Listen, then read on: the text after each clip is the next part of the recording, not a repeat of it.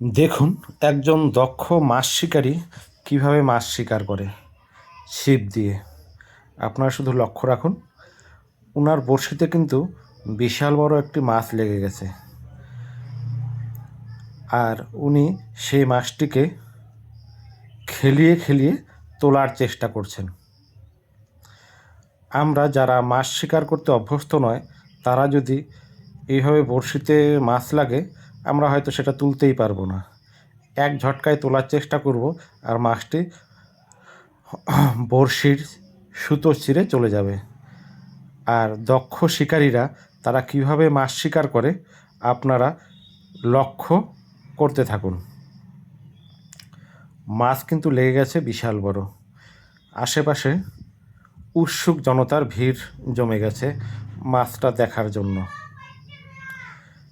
এখানে হয়তো কোনো একটা পুকুরে লিজ দেওয়া হয়েছিল, তাই অনেক লোকজনও দেখা যাচ্ছে।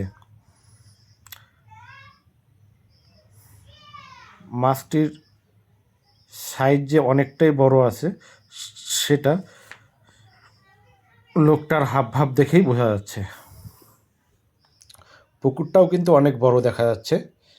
যে পুকুরে যে বড় বড় মাছ আছে, সেটা আমরা দেখলেই অনুমান করতে পারি।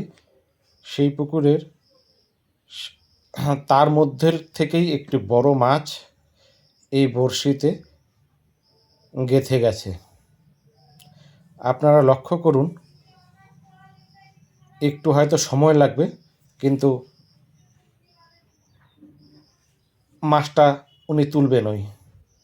আর উনি একজন দক্ষ মাছ শিকারী বলে মনে হচ্ছে, অর্থাৎ পেশাদার মাছ শিকারী।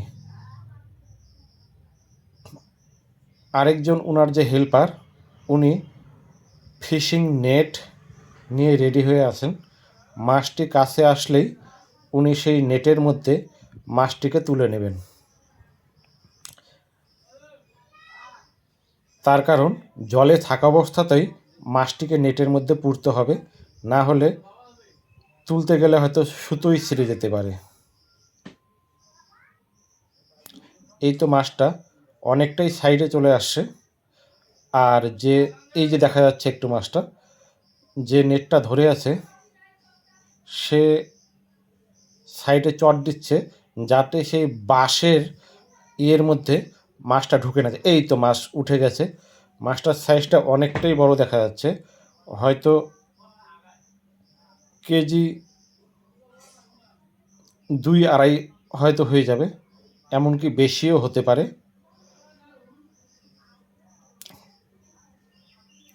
হয়তো 3-4 কেজি হয়ে যেতে পারে। মাছটার আকৃতি কিন্তু অনেকটাই বড়, অনেক সুন্দর দেখা যাচ্ছে মাছটা। ও বাবা, এটা তো মিনিমাম